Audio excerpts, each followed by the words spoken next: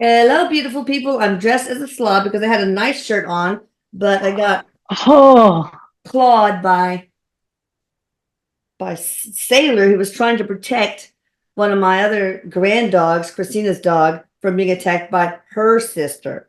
And so, blood got all over it. So I look like a slob. And they gave me three dogs to take care of for tonight. Is this new one, Sadie? Traveler King oh, Spaniel or something like that. But we are not here to talk about that unless you want to grieve over my injuries. We're here to talk about grief. And Denise Ramon, whose information you will find in the box below, but will also be on the splash screen during this YouTube. The topic is grief, and she's going to channel my lovely son, Eric. Hi, Eric. I love you. Erik says hello, mom.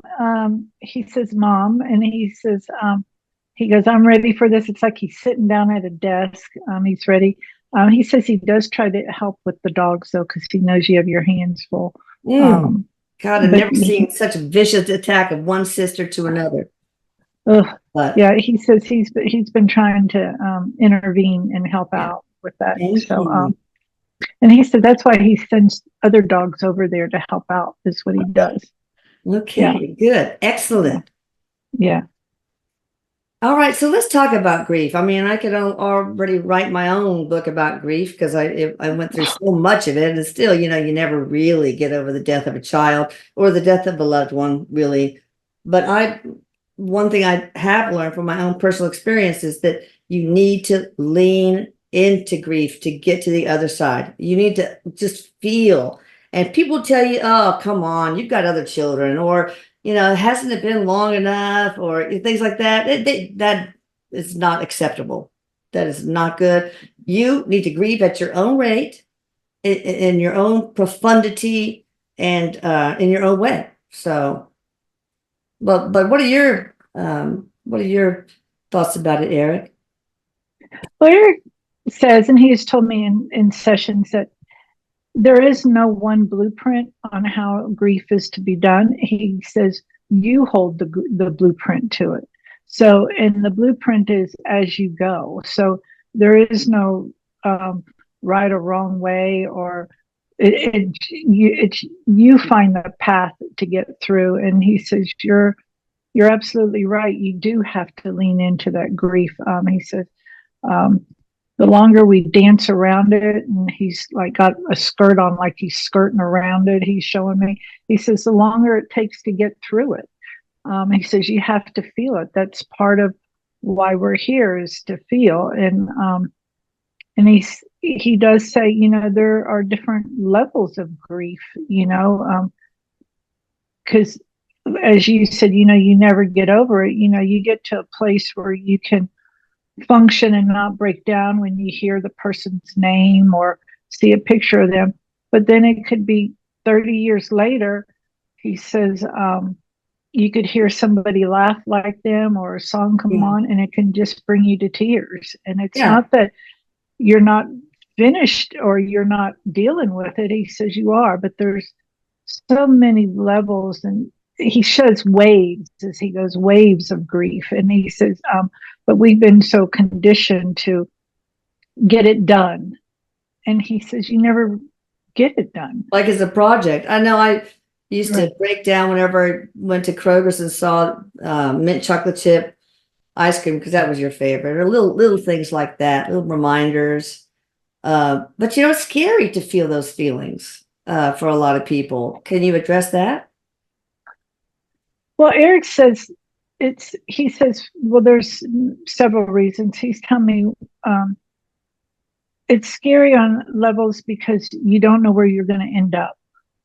Yeah. And so it's fearful to go in there. If you knew without a shadow of a doubt, okay, this is going to be scary and it's going to feel like I'm falling off the cliff, but I know I'm not because when I'm finished with it, this is where I'm going to be. I'm going to have the chocolate mint ice cream at the end. He says, well, then you would walk through it. He goes, but this is where you really get to find your strength is when you're going through this grieving process. You get to find out how strong you really are. And when I say strong, he's talking about you get to tap into that authentic part of you, that authentic self, that rawness um, of the emotions. And then you also get to tap into the breath of fresh air of, oh my God, I'm going to survive this, even though it feels like I'm not. And he says, and that's part of the journey of getting through that. And he says, you know, he says, you can't do it alone. You have to do it, but you don't have to do it alone. And he's saying, you know, and that is, you know, go into therapy if you can afford it. If you can't, write it out, have a friend. And the way he says it, he shows me not to have an array of friends to go to, because you want to go to just he's showing me like 3. I'm sure you can pick however many you want, so that you have the people there who are going to listen to you, he says, and not tell you how to do it. Because when we're being told how to do it, he says it nullifies our thought process on how to work through it. Yeah, I remember I really lost a lot of friends because it's very hard for them to deal with suicide or loss of a child. That's devastating. Suicide, but also in the way that, Erik, that you did it. It's too much. And so they'd rather not be around me or the rest of my family and be reminded of the pain it triggers in them. You know, I heard at I don't the Nona, the Winona Judd, the sisters in that, when their mother passed, and I really loved how they said their mother died from mental illness. Mm-hmm. Yeah, and you get the energy that comes from that, instead of saying suicide, mental illness. Yeah. And I just really felt like that brought more light to that illness. I agree. But so I just thought that was real. I don't know. That just like, oh my God, yes, that's what it is. Such a stigma for the masses. It is. It is. It's just another form of death. It's just another way to die, really. It is, because Erik says, you know, for some of us are already doing it, and he's showing me puffing on a cigarette. Oh yeah, yeah. Some of us are slowly getting themselves. That's true. But you know, but he says really what you need, and not just you, but other people, is someone to just hold you, or to say, hey, I'm thinking of you today, checking in on you. Yeah. Not to fix you, because Erik says that's what people get confused. They want to fix and change, and there's nothing. Everything's already been changed, he said. So there's nothing to fix. It's just holding support, holding space, and why the person goes through that. It's kind of like he says, it's like bowling. You don't know how to bowl, so they pull up the bumper rails so you don't go in the gutters. And that's what the support is for, I is like to hold up the gutter rails. Great analogy. So what I see too, and when you lose a child, the mothers, of course, take it hard, but I think the fathers are neglected. This were the invisible grievers, the silent grievers. Do you want to address that notion? Well, Erik says, you're right. There is the invisible griever. It's like, he said, it's kind of like, and he says, and Mom, you know, because you've had more than one child, it's kind of like giving birth to your second child, and everybody's all over the first one for a while. And then when the second one comes along, everybody's all over that baby, and that first child is totally invisible now. And you know, so you've had that experience through your children, how they pay attention to the newest one. And Erik says this is kind of the same thing, that, you know, especially with the loss of a child, you know, they have a tendency to go after the mother and dote over her more. And the father's got to be the strong one. They're busy and support the other siblings and the mom. He's kind of in the background. He, like you said, he's invisible, and not just him, but the other children are kind of in the background. And so with that, and it's and as you know, with your own children, because they all had their own process, and you know, and it's Erik says, of course, it's real good to sit down and have a talk and that, but when you're in the middle of it, you can't sit down and talk. So this is where people need to know that it affects the whole entire family, not just one person. Mm-hmm. And even with when a spouse transitions, everybody's on the spouse, but even though the children are either young or grown, they kind of neglect them in a sense as far as the attention and that. When they're real little, he says people like, oh, what about the children? um, but then that fades. And it's because Erik says some of it because it takes effort and people don't want to put in the time. Well, I mean, I was so consumed by grief. I really Oh had to gosh. make a mental, conscious effort to check in on the rest of the family. Even that there's Oh, so thick in my mind. It's like I need to check on each of the kids, on my husband. How are you? How are you feeling? What are your thoughts? And just sort of push my own grief aside for a bit instead of being a selfish bitch, self-absorbed bitch. So yeah, it's you really have to make. But so, what advice do you have to others outside of the grieving people to how to approach the invisible members of the family? Erik says, there's with social media and everything going on, you can send a text, message and just say, hey, I just want you to know I'm thinking of you today. That's it. Yeah. Leave it like where it's a closed sentence where they don't have to respond back unless they want to. And he says, for God's sake, don't take it personal if they don't respond back. Yeah. He says, you could always, he says, there's stuff here like, because we have now what he's showing me delivery of foods like DoorDash, Uber Eats, and stuff Yeah. like that. You could send that every now and then. You can send it, he says, to their work or wherever, just, Yeah. and he says, or picking up the phone and calling and just saying, hey, just checking in to see how you're doing today. Instead of saying, is there anything I can do for you? The Yeah. answer is 99% of It's the time always he going to says be it's going to no. be no. No, Yeah. because what can you do? You can't bring the person back, and that's Yeah. what they want. They want the person back, and they want Yeah. them back healthy, and there's nothing you can do. So he's saying, instead of saying, what can I do? Just saying, hey, does your family like meatloaf and mashed potatoes? Because I'm cooking that tonight or tomorrow night, and I would love to share that with your I'm like, family. I'm going to have way too much. So yeah, that's a good idea. Yeah, yeah. Yeah. And so he said, and he says and if you can't afford to do some of those things, he said, just a simple text message, Yeah. um, he, and saying, Erik is saying, don't put it on Facebook, he said, because he's telling me he's seen it where Oh people have put yeah. things on Facebook. Mhm. I'm thinking of you during this time.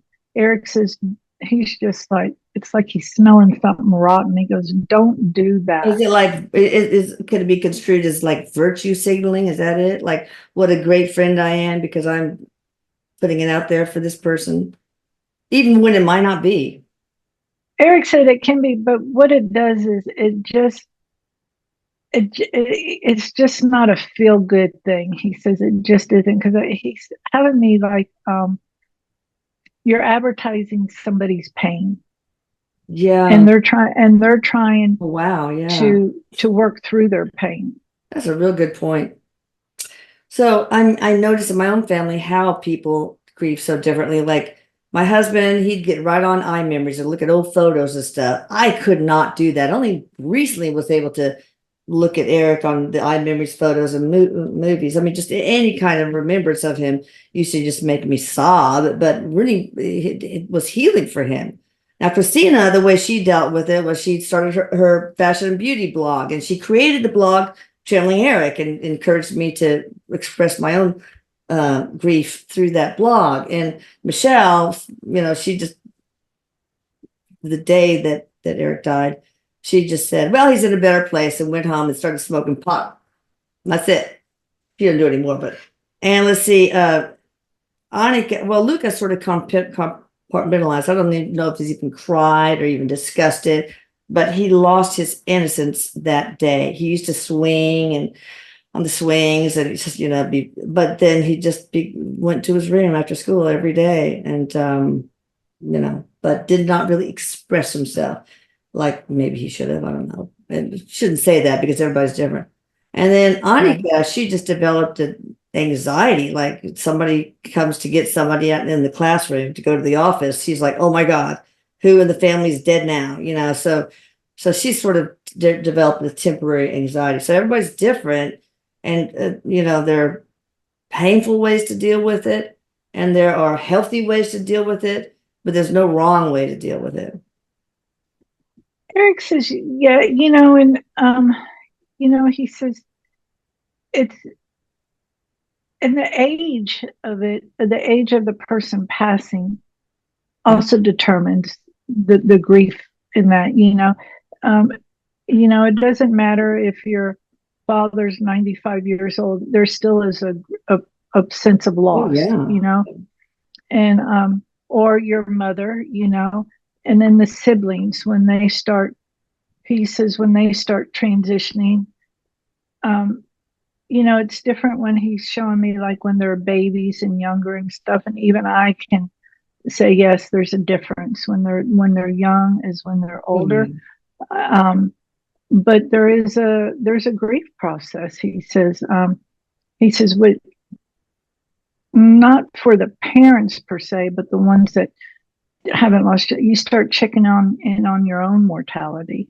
And he says, some people, it shifts them into rearranging their life and doing things different. Some just go off and eat McDonald's every day for a while or whatever. It's just, it's a matter of keeping your head up above water, he says, and breathing so you can get to the next day so that you can start hearing things and seeing things. And he said, he goes, it's like a math problem. You might get this one algebra problem right away, and it's going to take me 3 months to finally figure it out. But eventually I'll get there. Yeah. No, I know that Christina, once she had a child, then she said, I get it, Mom. I totally get what you're going through now. But I mean, really on a very deep level I got it, but not to the depths that I do now. So even throughout your life, as you evolve and you go through phases of life, you have a different understanding of the grief another person has gone through. And what about, the sudden passing compared to a slow passing? You want to talk about that? Like somebody, a child dying of cancer over a year or more or less, compared to somebody who has a car accident, who dies in a car accident. Well, Erik is saying when there's someone who's when you know that it's terminal, even though you hold out hope for remission or whatever the situation is, you have time, he says, to do things different, like make sure you tell them you love them all the time. Yeah. Pay more attention to the other people around you and do those things, and you start making up for what you didn't do before, so you're able to start doing that. For some people, he does say some people go straight into denial about it and can't see that death is going to be their last sentence with this chapter. But then he says, so that helps, he says, but it doesn't make it easier. No.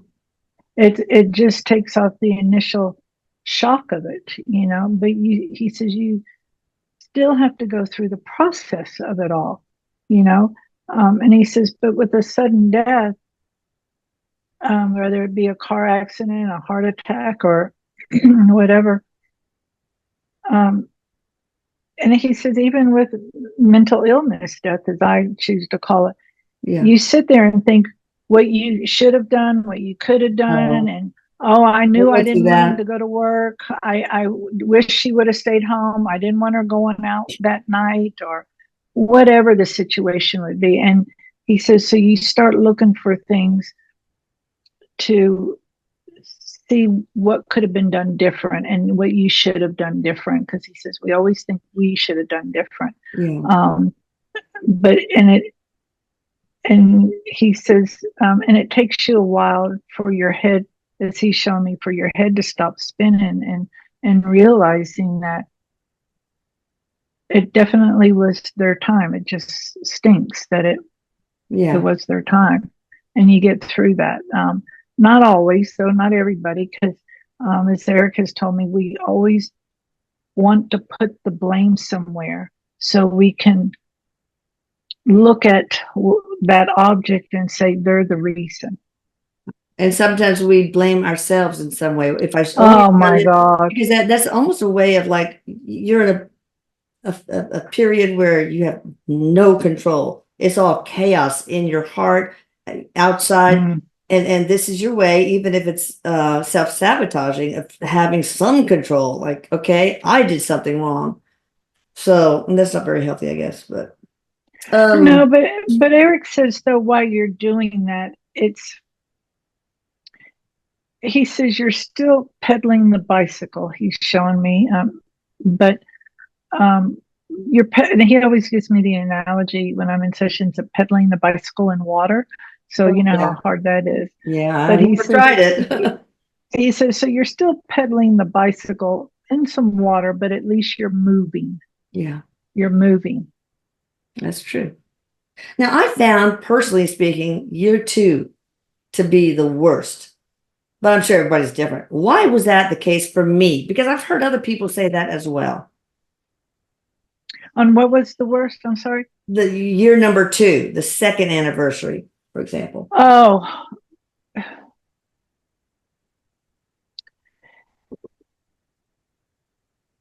Well, Erik says, during the first year, he's showing me you're like going through all the categories in your head about everything, about the death, he says, just everything, all the categories. And he says the first anniversary is tough too, because it's like, this is for real. But he says, and then he says the second anniversary, he said, he tells me it just makes it more real.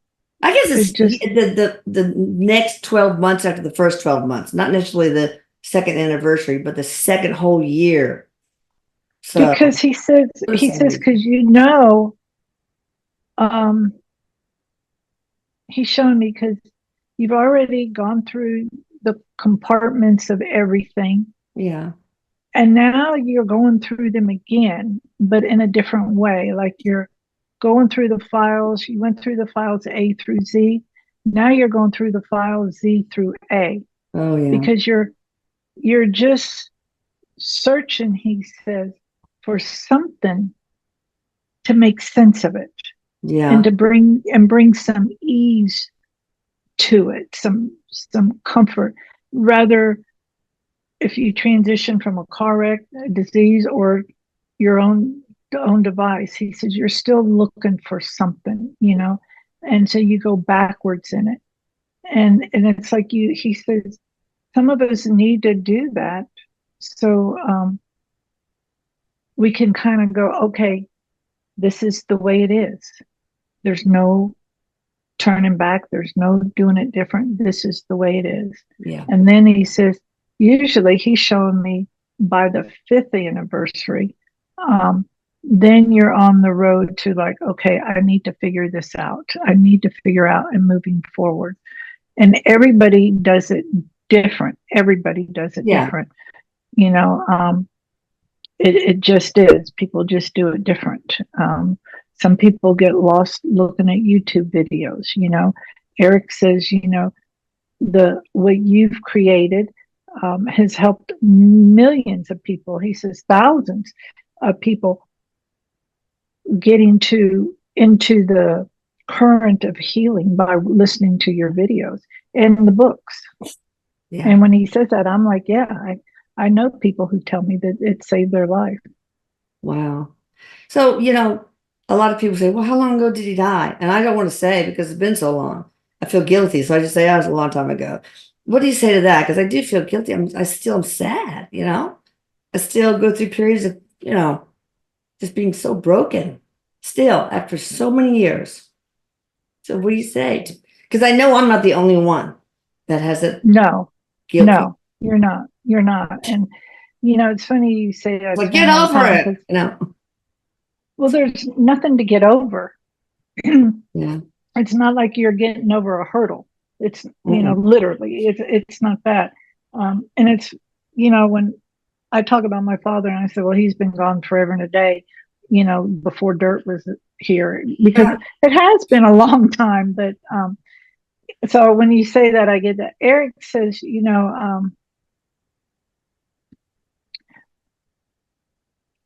the reason when that brings that up and the sadness in there, because it's just another confirmation that that he is on the other side. Yeah. And just because you have tears and it may rock your boat for that moment or for that the rest of the day doesn't mean um, you haven't dealt with it, and you're not, and it's not that you're not done with it, it's just that there's different currents of it, Yeah. my mother says you never known pain until you've lost a child and you never get over it.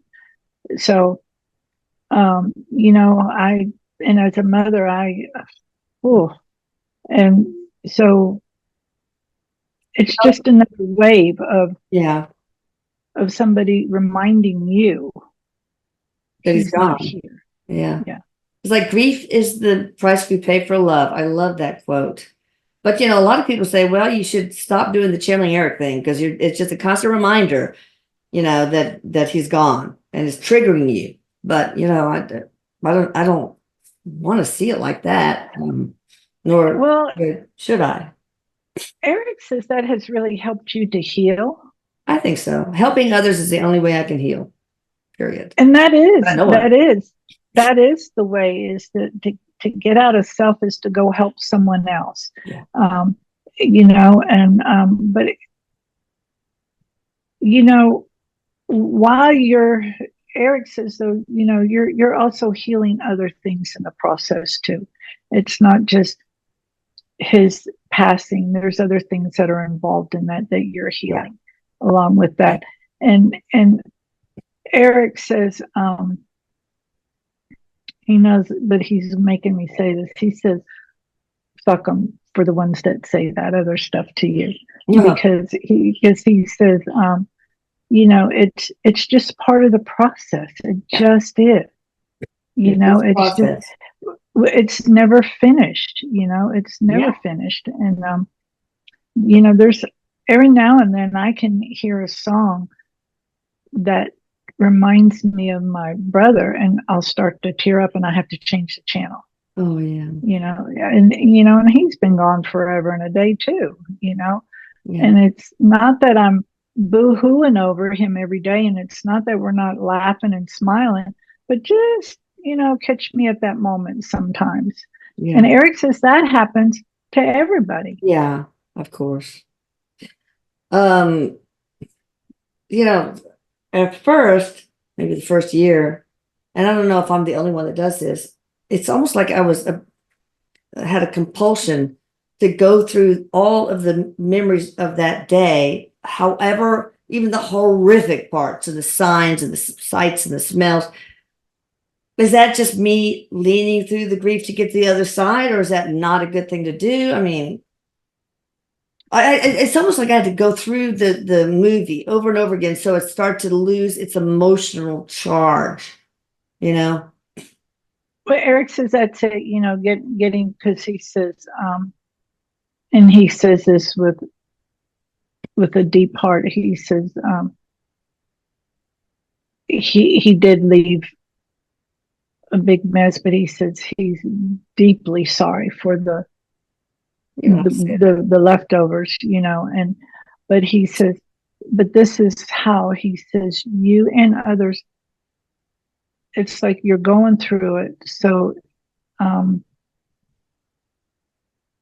you can become numb to it in a sense, to where That's it's what I not so figured. shocking. Yeah. He says it's kind of, he says this is what doctors who work in the ER, EMTs have, when they see some things, they kind of have to, so when they see it again and again, it's not so horrifying. Yeah. Um, but he says, should you go through that every time? He says there comes a time where it would be better to speed through that and go, I know all of this happened, but now I'm going to go to the other level of the other part of it, like what I did afterwards and Yeah. how that helped me to heal, Yeah. how it helped me to heal when I was planning his services, how it helped me to heal when I wrote his book, Yeah. and get through those parts of it. Do spirits grieve when they see their loved ones grieving over them? I know emotions are different for spirits. Yeah, he says they there. He says it is like, well, there is grieving, but he's showing me it's not. But the grieving is different because they're encased in this immense love that's just, I mean, there really are no words to describe it. That's all they're in, it's that energy. But he says we feel the pain. And how Erik has shown me before, it's like on a conveyor belt. Your pain comes up on that conveyor belt, and then he recycles it into love and then sends it right back Oh, to you. oh, okay. Ooh, I like that. Yeah. Oh, So, good. there is grieving, um, but it's not like the human grieving part, Yeah. I want to say. Do spirits grieve when a fellow spirit that's part of their their soulmate incarnates and leaves heaven? Or there's Erik says no, that he says that's a very exciting time, he says, okay. because we know what's going to happen and we're just so excited for them, because he says we can see the end result of it when they come back. It's like we get this, like they're going to get the grand prize, he says. So we know when they come back, they're going to be extremely happy with it. So no, they don't grieve. Yeah. But he says, though, sometimes some of them, wish that they could go and be again their spouse or brother or sister or Yeah. whatever and stuff. But they don't, it's just a very happy moment, he says. Okay. Now, I know that people who grieve very deeply are usually the last ones to get a sign, a visual, or anything from the one they lost, because, I mean, like, I was the last one to see Erik, I think, because your vibration, your energy is so low that here's the visible range of the electromagnetic spectrum. You're like here, you're way down here. Spirits are outside, way above, and it's so hard for them to go down to where they could match you energetically. So, I always advise people to try hard to raise your vibration. Listen to some stand-up comedy or dance, or think about the good times you had together, or things like that. So you want to address that topic, Erik? Well, yeah, he says also too, there's thousands and thousands of YouTube videos about listening to some music, on there, that can help with that, even though because some of us can't even stand to hear laughter or anything, but that is a good thing if you can. But he says, listening to the music, even if it's, you can say it's not doing anything, it is, because your frequency and the music's frequency are matching up. They're shifting in that. He says that helps a lot. He says, listen to it when you go to sleep. And he says, Yeah. the worst thing you can do though is,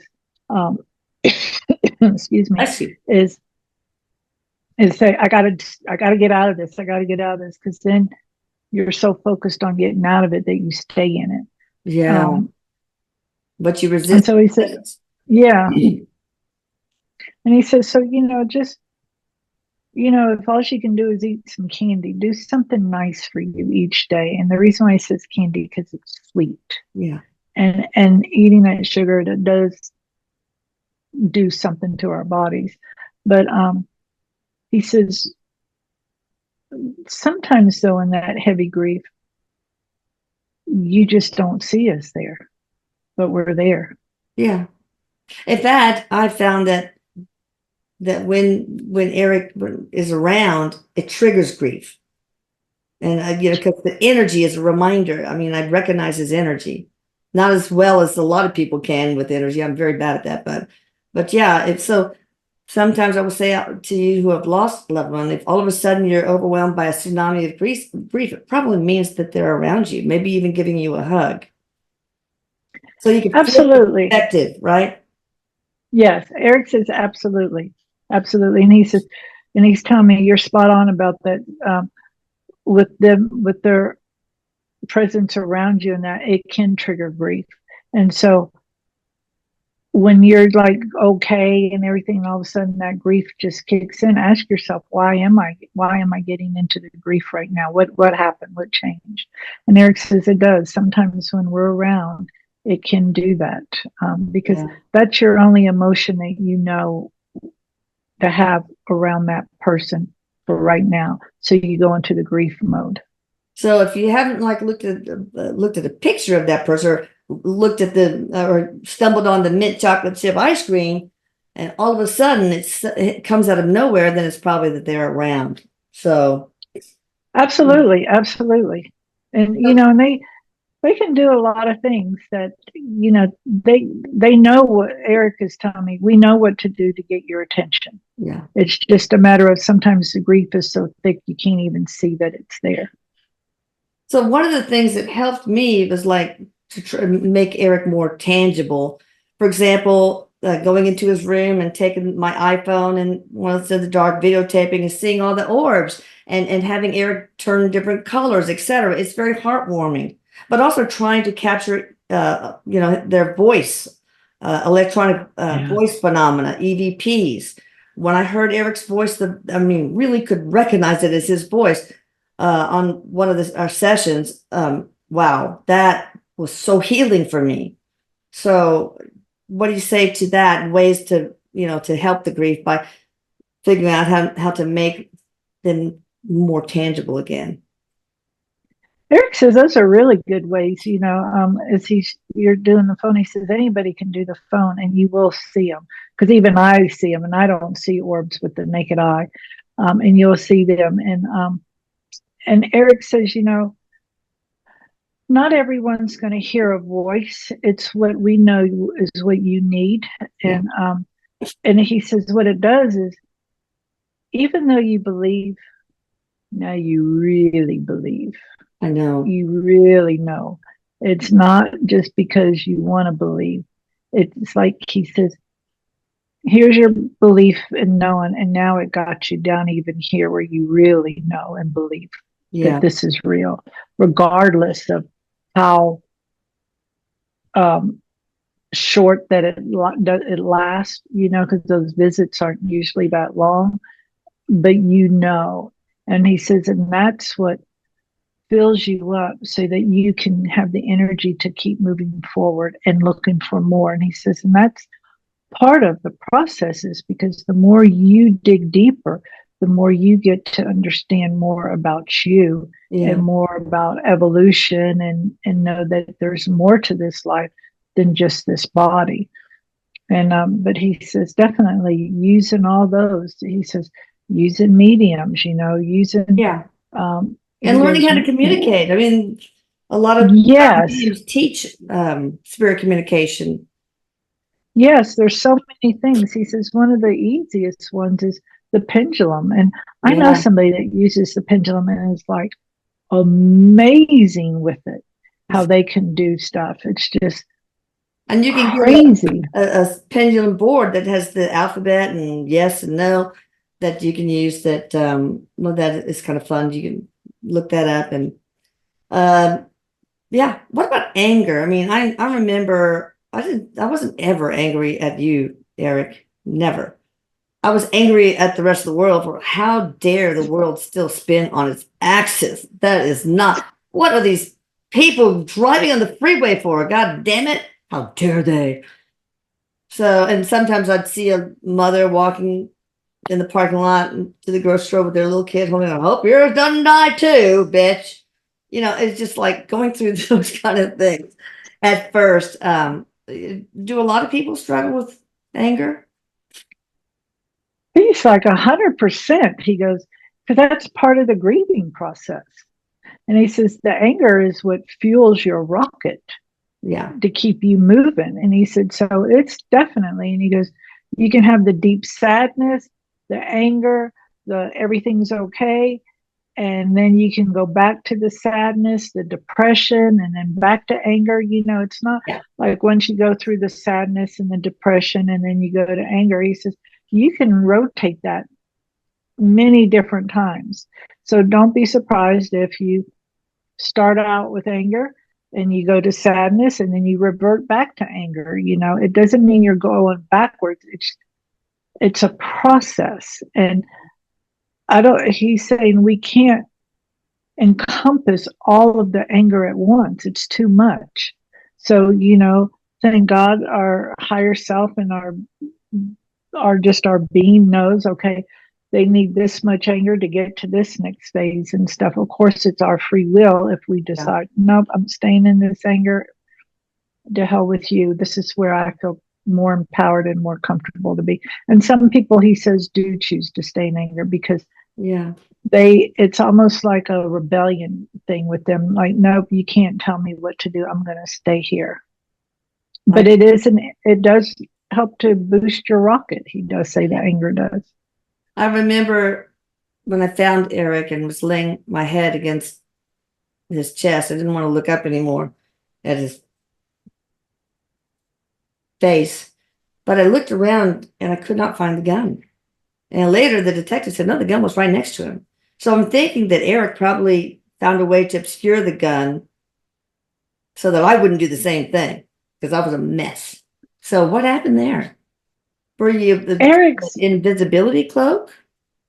Erik says that was your angelic team working. Oh, your team working for you because they knew that you would probably want to use it. So it's like they can, he says it's like Sasquatch, they can go in and out. And so the gun went in and out. Yeah. But you know, when I've had a lot of people who say, you know, when they've lost a child that they want to kill themselves. Yeah.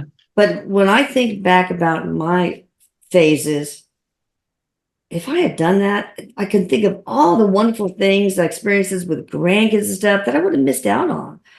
So, you know, suicide is a permanent solution to a temporary problem. Not that losing is a problem, but so, and I remember that one woman, a blog member, actually did commit suicide. And when we channeled her, she was like, oh, God, what have I done? It was a huge mistake. Her other kids were a mess. So I want that to be very clear to everybody who's lost somebody.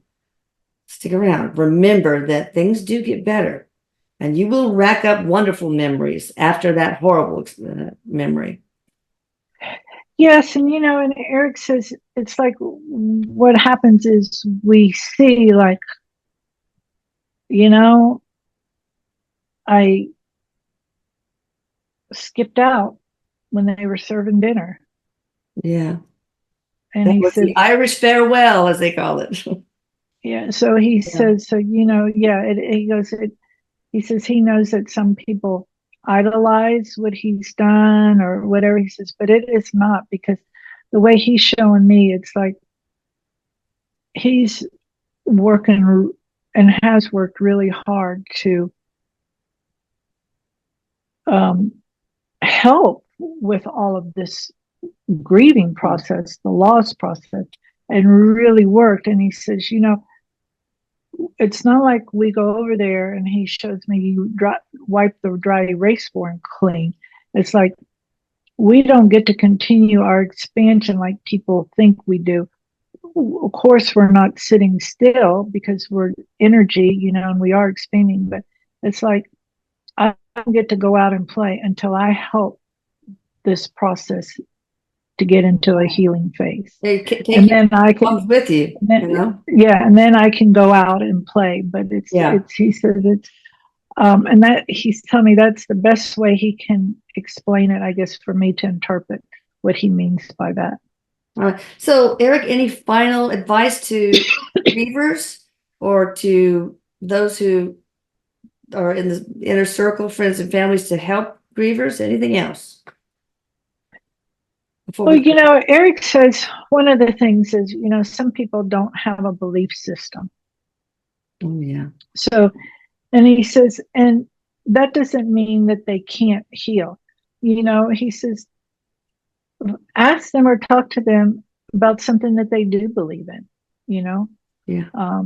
Do they believe in the stars, or, do they believe in the moon, or whatever the situation is, and tell them to put their focus on what it is that they do believe in. Yeah. And Erik says, again, he says, send a text, do a phone call. If you can, he says, send over food, Uber Eats or whatever, or DoorDash or whatever, or you could just pick up some flowers and drop them off at the door. Or he says this is one of the main complaints he hears from people when he's being channeled to work is everybody goes radio silence after the funeral. Yeah, I know. And he says, and everybody's there for the first few weeks or whatever it is, and then after that they stop. He says, yeah, it's good to be there for when it's happening, but afterwards make sure you continue it. Yeah, absolutely. Absolutely. He says it's like people having a baby. Everybody's there in the beginning, and then after the mom and gets home, then they leave. Yeah. And then they don't come over and check anymore. Yeah. Because it takes work. He says it takes work. And he says also too, he says it brings up a lot of fear for us who didn't experience the loss. It brings up fear for us. So we don't want to touch on it. And he says, because death is scary to people. Yeah. And he says it's not contagious. So it doesn't mean you're next. Or that somebody in your family's next, or a friend is next. Yeah. Yeah, he says that it's not it's not an illness. It's just something that we're all going to go through. He says so. He's just saying, so just do the simplest thing. He says is send a text, or sometimes if you run into them, give them a big hug. Yeah. But you can also visit them and not talk about it. You don't always have to talk about it. Right. I remember, speaking of beliefs, my father, he wasn't, oh my God, a militant atheist. His first words after Erik died, well, sorry, Elisa, he's got to turn to dust. Oof. And so anyway, but 3 days after Erik died, he called me all panicky. Oh my God, Elisa, I don't know what's going on. I was sitting there reading my Wall Street Journal, and then I saw Erik standing in front of me, and then he turned into his little boy self and crawled into my lap and whispered, things come in threes in Spanish, because my father's from Spain. And I don't know what to believe. I'm panicking. Of course, a few weeks later, it was like, that's all bullshit. But so yeah, that was pretty cool that you did that. That's kind of started me on my real journey, Erik. Well, Erik says, and the reason why he did that was because there was nothing blocking him. He didn't have a belief system to say. I mean, he did have a belief system because he believed you go to dust, but there wasn't resistance there. So he wasn't hoping and wishing or doing anything. So Erik says, and what better person to go through? The way he shows me, he says he's going through the back door to get his message out, because who better than to hear it from somebody who doesn't believe? Yeah, because it's not like my father, who was a real horrible person, would say that to comfort me. Not at all. So that really was very special to me. And things come in threes, that's probably, you, and then my mom and dad dying. Maybe that's there's 3 deaths, but that's not important. Anyway, I guess that's it. You guys be sure to check Denise Ramon out, and hit the notification bell. Please subscribe, and take care of each other out there. Erik, I love you. Denise, I love you.